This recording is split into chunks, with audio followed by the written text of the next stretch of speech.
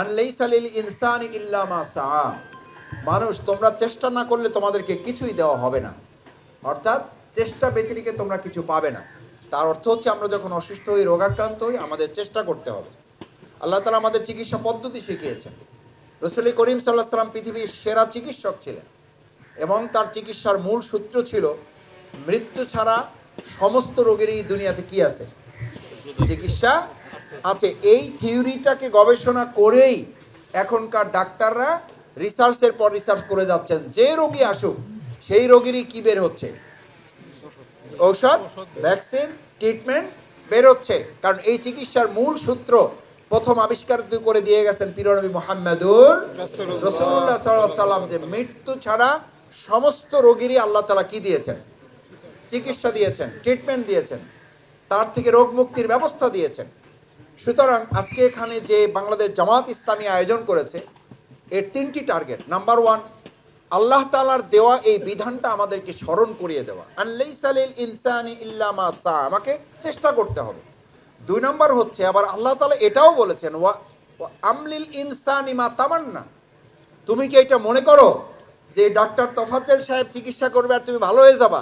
ব্যাপারটা এরকম না। উনি চিকিৎসা করবে, ভালো করার দায়িত্ব কার? আল্লাহ তাআলা। আমরা কি আজকে সিদ্ধান্ত নিতে পারবো যে চিকিৎসাও চলবে, সাথে সাথে আমরা মহান আল্লাহ তাআলার কাছে সাহায্য চাইব, তিনি যেন আমাদেরকে পূর্ণ সুস্থতার নিয়ামতে পরিপূর্ণ করেন? সকালে বলেন আমিন। তিন নম্বর কথা হচ্ছে, বাংলাদেশ জামাত ইসলামী শুধুমাত্র একটা রাজনৈতিক দলের নাম নয়, আমাদের 4 দফা কর্মসূচি আছে। এই 4 দফা কর্মসূচির প্রথম হলো দাওয়াত ও তাবলীগ, অর্থাৎ আল্লাহর বিধান। এই যে আহ্বান আপনাদের কাছে আমরা পৌঁছালাম, আল্লাহর বিধানের কথা আপনাদের কাছে বললাম, এই ব্লাড গ্রুপিং ফ্রি মেডিকেল ক্যাম্পের মাধ্যমে যে ইসলাম আল্লাহ প্রদত্ত বিধানের কিছু আলোচনা হলো, এটা আল্লাহ তাআলার দেওয়া দায়িত্ব। আল্লাহ তাআলা আমাদেরকে এই দায়িত্ব দিয়েছেন, আপনাদেরকে এই দায়িত্ব দিয়েছেন যে আমার এই বিধানের দাওয়াত তোমরা মানুষের কাছে পৌঁছে দাও।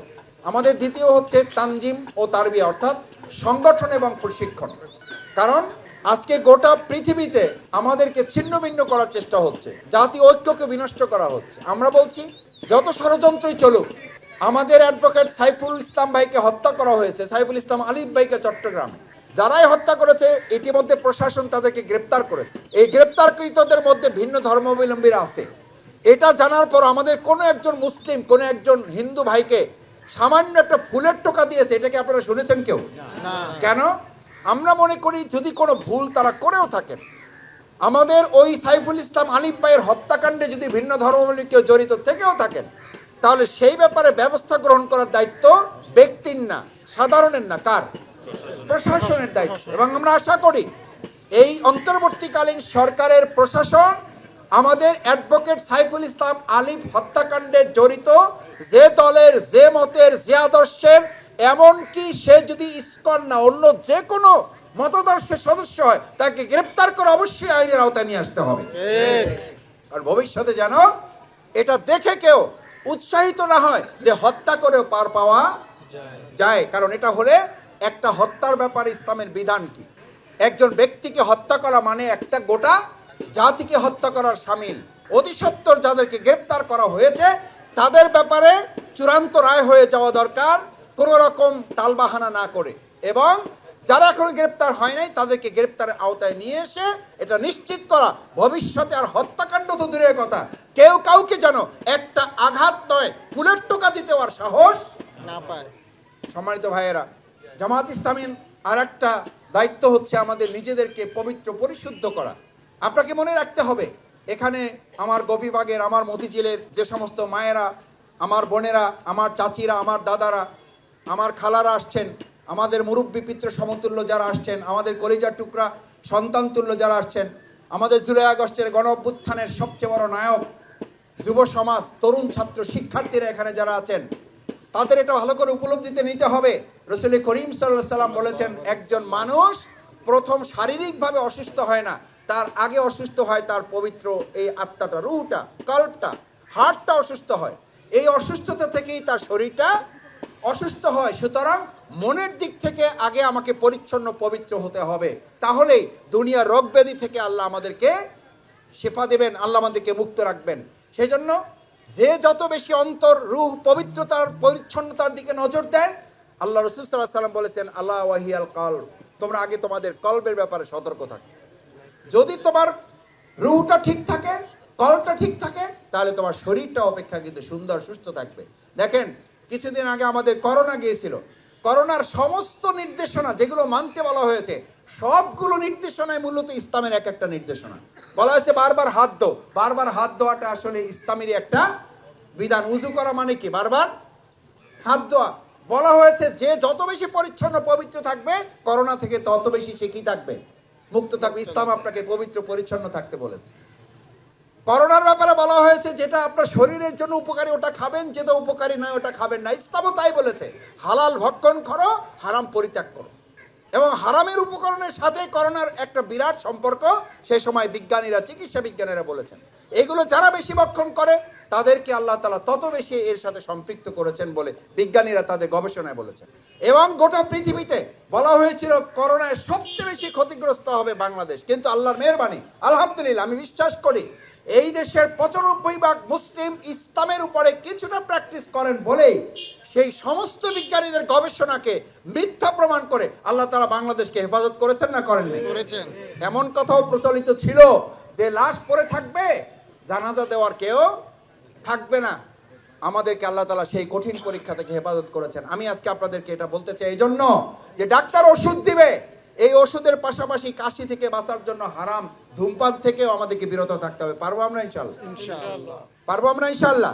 শুধু ধূমপান থেকে নয়, আমাদের ঢাকা এখন বলা হয় আমাদের বিশ্ববিদ্যালয়, আমাদের কলেজের, আমাদের খেলার এক একটা মাঠ ছিল বিজয়ের মাঠ, এগুলোকে এখন মাদকের হাট বানাই দেওয়া হয়েছে। আমাদের কতিপয় রাজনৈতিক নেতৃবৃন্দ এগুলো পরিচালনা করেন প্রশাসনের কতিপয় সদস্যদের সহযোগিতায়।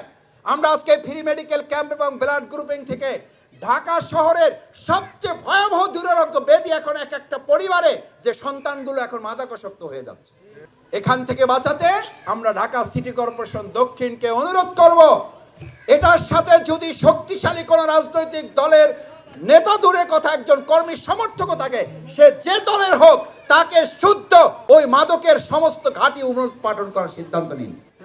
আমরা আজকে মতিঝিল পূর্ব থানা থেকে ঘোষণা করছি, মাদকের বিরুদ্ধে আমাদের লড়াই এবং যুদ্ধ চলছে এবং এই যুদ্ধ চলবে। মাদকের লড়াই জামাত ইসলামী আত্মসমর্পণ করবে না, অবৈধ অস্ত্রের ক্ষেত্রে আমরা আত্মসমর্পণ করব না। কারণ মাদক এমন একটা ভয়াবহ ব্যাধি, এটা শুধু একজন ব্যক্তিকেই শেষ করে না, পুরো একটা পরিবারকে শেষ করে দেয়। সেজন্য প্রথম কথা হচ্ছে যে শুধু কাশির ওষুধ নিলে হবে না, কাশির ওষুধের সাথে হালাল হারাম আল্লাহর বিধানও আমাদেরকে মেনে চলার প্র্যাকটিস করতে হবে। এরপরে আপনি শুধুমাত্র মাজা ব্যথা, কোমরের ব্যথা, হাত ব্যথা, পায়ে ব্যথার ওষুধ নিলেই হবে না। রাসূল করিম সাল্লাল্লাহু আলাইহি ওয়াসাল্লাম আমাদের জন্য যে 5 ওয়াক্ত সালাত দিয়েছেন, এই সালাতকে এখনকার বিজ্ঞানীরা বলেন এটা হচ্ছে একজন মানুষের সুস্থ থাকার সবচেয়ে বড় এক্সারসাইজ, সবচেয়ে বড় ব্যায়াম। এই ব্যায়াম যথাযথভাবে কেউ করলে তার শারীরিক রোগ ব্যাধি থেকে সে পূর্ণভাবে মুক্ত থাকার সুযোগ তার আছে। সুতরাং আপনি শুধুমাত্র থেরাপি নেবেন, থেরাপির সমস্ত আয়োজন নামাজের মধ্যে করা আছে। নামাজ যদি কেউ ঠিক মতো করে তাহলে সাইকোলজিক্যাল মেডিটেশনের মধ্যে ঠিক করে দেওয়া আছে।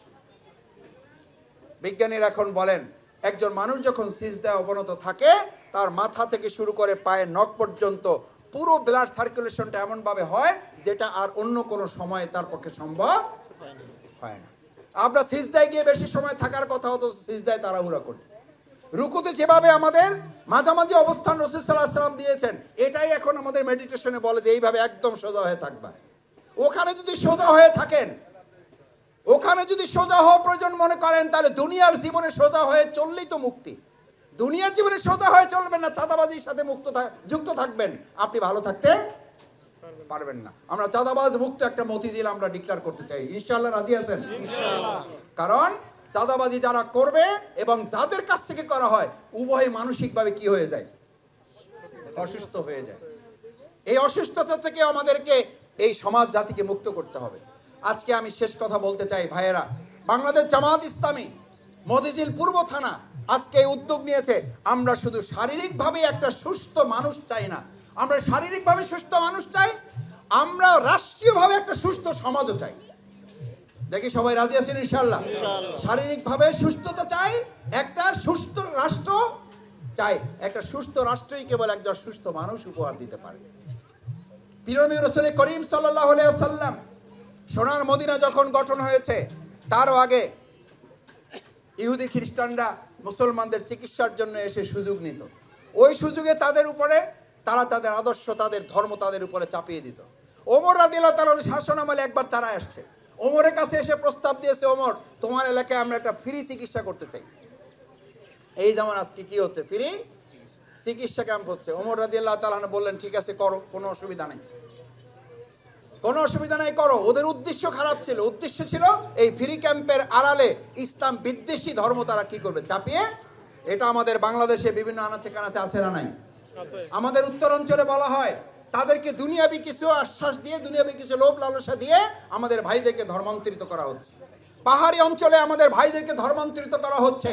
আমরা পরিষ্কার বলতে চাই, ইসলামের বিধানই হচ্ছে আপনি প্রত্যেককে তার তার নিজ ধর্ম পালন করার সুযোগ দিতে হবে। হ্যাঁ, স্বেচ্ছায় যদি সে বুঝে শুনে তার স্বাধীনতাকে সে কাজে লাগিয়ে তার নিজের ধর্মের ব্যাপারে সেই সিদ্ধান্ত নিতে চায়, সেই ইখতিয়ার আল্লাহ তাআলা তাকে দিয়েছেন। আজকে আমরা এখানে কথা পরিষ্কার বলতে চাই, ওমর রাদিয়াল্লাহু তাআলার শাসন আমলে যখন এসে সেই ইহুদি নাসারা গোষ্ঠী একটা হসপিটালের পরিকল্পনা দিলেন, প্রস্তাবনা দিলেন, ওমর বললেন ঠিক আছে তোমরা করো। 2 মাস অপেক্ষা করলেন টেস্ট করার জন্য, অবজার্ভ করার জন্য, পর্যবেক্ষণের জন্য যে কি পরিমাণ রোগী তারা পাবেন, এবং তার আলোকে তারা হসপিটালের পরিকল্পনা করলেন। 2 মাস বসে থাকার পরে একজনও পাইলেন না, একজন রোগীও গেল না। ইহুদি নাসারা গোষ্ঠীর ওই যারা নেতৃত্ব আসছিল তারা এসে ওমর রাদিয়াল্লাহু তাআলা দেখা করে বললেন ভাই আমরা চলে যাচ্ছি। বললো কেন চলে যাচ্ছ কেন? কয় তুমি এমন রাষ্ট্র প্রতিষ্ঠা করেছো, এটা এমন একটা সুস্থ নিরাপদ রাষ্ট্র, এখানে কোনো জনগণের অসুস্থ হওয়ার আর সুযোগ নাই। 2টা মাস বসে থাকলাম, একটা লোক আমাদের কাছে চিকিৎসার জন্য আসে নাই। আজকে হসপিটালগুলোতে যান, চিকিৎসা পাওয়া কঠিন হয়ে গেছে। আজকে হসপিটালে যান, কেবিন পাওয়া কঠিন হয়ে গেছে, কারণ সুস্থ রাষ্ট্র ছাড়া সুস্থ মানুষ উপহার দেওয়া যাবে না। আজকে মতিঝিল থানা বাংলাদেশ জামায়াত ইসলামী আগামী দিনে যদি এরকম একটা সুস্থ রাষ্ট্র বিনির্মাণ করে সুস্থ জনগোষ্ঠী তৈরি করার সিদ্ধান্ত নিতে চায়, আমরা কি সবাই রাজি থাকবো? ইনশাআল্লাহ, ইনশাআল্লাহ রাজি থাকবেন সবাই? আসুন সেই প্রত্যাশা ব্যক্ত করে আপনাদের সবাইকে ধন্যবাদ জানিয়ে আজকে এখানে যারা এসেছেন কষ্ট করে তাদের সবাইকে আল্লাহ তাআলা পূর্ণ সুস্থতার নিয়ামতে পরিপূর্ণ করুন। যারা আমরা সুস্থ আছি আল্লাহ তাআলা আমাদেরকে সুস্থতার সাথে তার দ্বীনের এই কাজ করার তৌফিক যেন আল্লাহ আমাদের দান করেন।